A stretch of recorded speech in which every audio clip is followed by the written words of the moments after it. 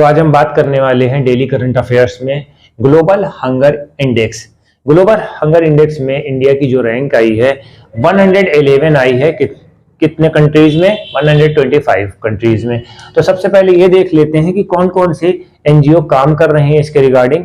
ठीक है, तो आयरिश की एनजीओ जो है उसका नाम क्या है? Concern world wide. और जो जर्मन की एनजीओ है वेल्थ हंगर हेल्प। तो ये बात आपको नोट करनी होगी, बहुत इंपॉर्टेंट है। तो इंडिया का जो overall hunger rate of index है उसका जो परसेंटेज है 28.7 है।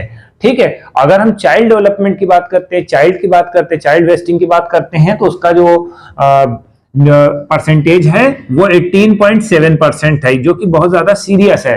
राइट, तो ये भी पॉइंट हमारा हो गया है। देखिए, ये ग्लोबल हंगर इंडेक्स का मतलब क्या होता है? ग्लोबल हंगर इंडेक्स जो होता है दुनिया भर में जितने भी हंगर वो सर्वे होते हैं वो कराती है। पूरी दुनिया में जितने भी कंट्रीज होते हैं उनका सर्वे कराती है कि कितना परसेंटेज जो है पॉपुलेशन जो है अंडर न्यूट्रिशन है।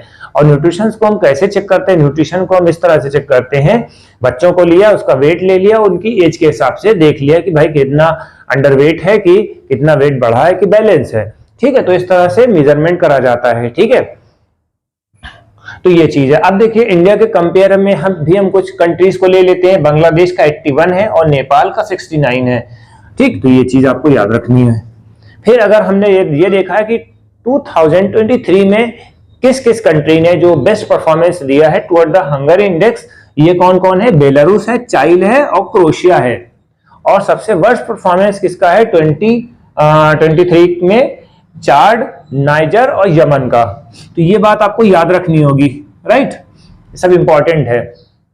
अब अगर क्वेश्चन पूछा जाएगा कि जो है ग्लोबल हंगर इंडेक्स कौन सी एनजीओ रिलीज करती है, तो आप अपना कमेंट करके बताइएगा। ठीक है, कंसर्न वर्ल्ड वाइड और वेल्थ हंगर हेल्प, ये सब याद रखिएगा, बहुत इंपॉर्टेंट है।